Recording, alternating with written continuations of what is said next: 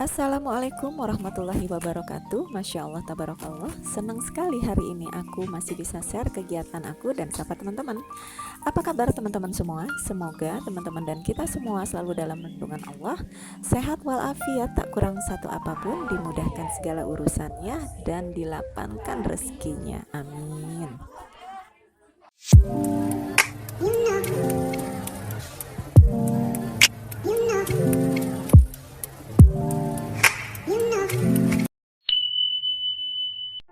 Diawali Sabtu pagi santai-santai teman-teman, anak-anakku masih berada di persembunyian mereka masing-masing. Hari ini, pagi ini aku mau ada kegiatan di siang nanti, yaitu ada majelis taklim bulanan ya. Jadi aku ini sambil-sambil sarapan sama suami, sambil cerita-cerita. Untuk nemenin kegiatan aku hari ini, aku mau cerita lagi tentang kelanjutan cerita pengalaman aku operasi empedu ya teman-teman. Oke, jadi aku operasi empedu itu persisnya di tanggal 10 Maret 2018. Aku masih ingat sekali, aku operasi dengan teknik laparoskopi. Diangkat kantung empedunya dan ada batu satu biji di kantung empedu aku, hanya satu biji teman-teman. Oke, aku dirawat selama 4 hari. Jadi hari keempat siang itu aku diizinkan pulang. Aku sampai di rumah, malam hari aku istirahat di rumah, tidur. Nah, keesok harinya, tepatnya di hari kelima pasca operasi itu, kondisi aku kembali drop teman-teman. Jadi pagi hari aku bangun di hari kelima itu, kondisi aku keringat gobios, keringat parah sampai netes-netes. Padahal kondisinya aku itu sedang tidak berkegiatan. Aku pulang membawa selang drain yang tertanam di dalam perut, satu selang ya teman-teman. Jadi langsung suami aku WhatsApp dokter, karena saat itu dokter memberikan nomor pribadi beliau. Dan dokter menyarankan untuk aku itu minum yang manis-manis ya, karena memang mungkin dugaan beliau itu adalah gula darah aku turun. Oke, setelah aku minum manis-manis, beberapa saat tuh aku semakin keringetan, semakin gobios keringatnya sampai ganti baju 2 kali dan lemes. Oke, jadi langsung suami aku menghubungi dokter kembali. Atas saran dokter, aku harus menjalankan rawat inap kembali sambil diobservasi. Akhirnya tanpa berpikir panjang, kami pun ke rumah sakit ya. Di rumah sakit itu ternyata dokter dan perawat itu kaget melihat kondisi aku teman-teman. Aku itu kuning sekali, dokter tuh sampai kaget kok kuning. Jadi kulit aku menguning dari kulit wajah, tangan gitu ya, sampai mata itu kuning gitu. Jadi benar-benar aku shock teman-teman.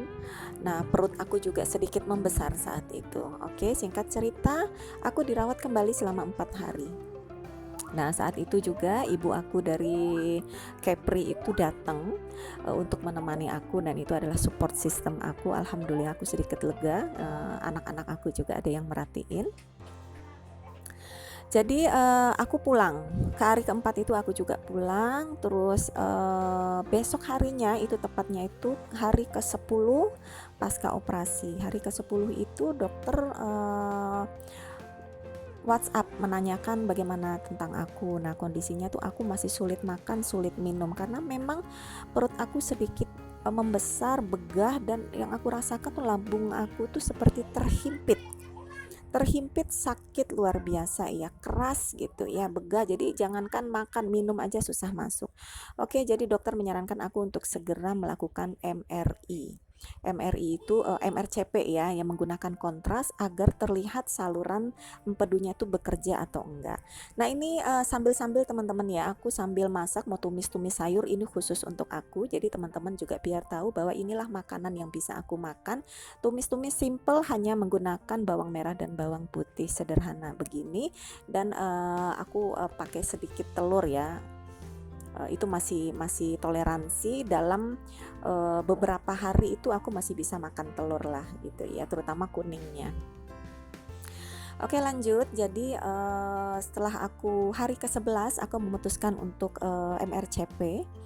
Hari ke-11 MRCP, hari ke-12 besok harinya itu hasil dari MRCP itu keluar teman-teman, dan akhirnya dokter langsung membacakan sekalian aku kontrol ke poli. Jadi ketika aku kontrol ke poli, nah ini kepotong lagi. Jadi di sini aku menggunakan hanya sedikit sekali minyak gorengnya teman-teman, sedikit banget minyak goreng. Jadi aku terlihat jelas dari hasil MRCP itu bahwa memang saluran empedunya itu seperti terputus alirannya. Jadi seperti tidak ada aliran di situ. Nah, terus terlihat juga seperti ada genangan air di rongga perut aku, yang diduga itu adalah cairan empedu ya. Jadi dokter menyarankan untuk segera mungkin aku melakukan operasi yang kedua gitu, karena cairan empedu itu terlalu lama menggenangi perut itu akan mengganggu atau mungkin merusak organ tubuh lainnya gitu, menyebabkan infeksi ke yang lainnya ya. Akhirnya dokter juga menggambarkan bahwa ketika memang aku setuju operasi kedua itu akan dilakukan dengan teknik laparotomi, itu teknik terbuka, akan dibelah itu dari atas ulu hati sampai melampaui pusat ya.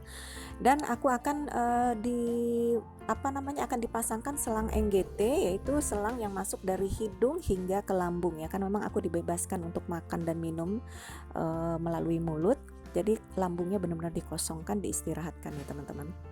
Lanjut dokter juga menggambarkan aku akan dipasang selang tertanam di perut itu sebanyak 3 selang teman-teman.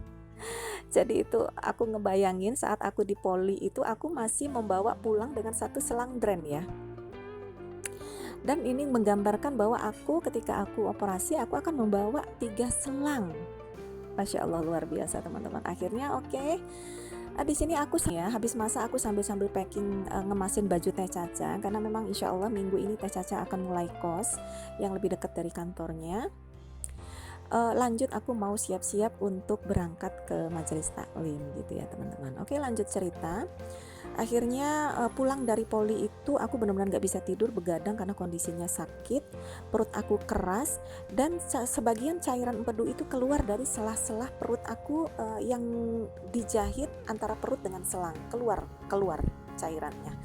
Akhirnya besoknya persis pas tanggal 13 itu aku menelpon dokter, dan dokter langsung oke, segera harus operasi darurat sekarang juga, karena beliau itu akan berangkat ke Bali malam harinya karena ada keperluan selama 3 hari. Khawatirnya kalau menunggu beliau pulang dari Bali selama 3 hari, kondisi aku semakin memburuk gitu ya. Jadi beliau menyarankan untuk segera. Oke, akhirnya singkat cerita aku konsultasi dengan keluarga, aku minta redo suami dan orang tua juga anak-anak, mereka redo, mereka memberi semangat aku jalanin, lillahi ta'ala, tawakal sama Allah, percaya dokter pasti melakukan hal yang terbaik gitu ya. Akhirnya aku putuskan untuk iya, dan langsung dokter mengatakan aku harus segera ke IGD. Setelah sarapan itu setengah 7 pagi itu aku harus puasa, lanjut kita operasi itu setelah sholat Jumat. Jadi posisinya itu adalah di hari Jumat, benar-benar aku selalu zikir dan minta keberkahan di hari Jumat itu teman-teman. Dan dokter mengatakan operasi itu akan berjalan benar-benar operasi darurat, operasi berat, penuh resikonya luar biasa. Dan dokter memang tidak bisa memastikan apa-apa, dokter hanya bisa mengupayakan yang terbaik yang mereka bisa gitu ya. Jadi dokter mengatakan kurang lebih operasi akan dijalankan selama 2 jam, tidak bisa lebih. Kalau lebih itu resikonya akan berat, bisa jadi resikonya itu kondisi aku akan kritis. Oke, aku selesai operasi 5 hari teman-teman, dan aku benar-benar gak berani ngelirik ke arah perut aku. Seperti apa perut aku gak berani, aku cuma merasakan begitu kencang keras karena memang seperti terikat ya, karena ada jahitan ya, seperti terikat. Aku narik nafas itu agak berat teman-teman. Akhirnya setelah 5 hari di HCU aku pindah ke ruang rawat. Aku bisa dilepas selang NGT-nya, bisa makan minum ringan. Tanggal 1 April persis aku diizinkan pulang teman-teman. Akhirnya recovery di rumah, alhamdulillahirrabbilalamin. Dan apakah berjalan lancar recovery-nya? Alhamdulillah. Pulang dengan bawa 2 selang drain di dalam perut teman-teman ya. Alhamdulillah pertanggal 1 Mei aku kembali dirawat teman-teman. Masya Allah, ini videonya masih panjang sekali ceritanya ya teman-teman. Insya Allah akan aku lanjutkan di part berikutnya. Nah di sini kondisinya aku sudah ada di majelis taklim perdana, juga aku bawa anak sulungku Teh Caca. Nah di sini Ustadz menyampaikan bahwa tujuan akhir kita, cita-cita terbaik kita itu adalah kematian. Itu adalah suatu yang pasti.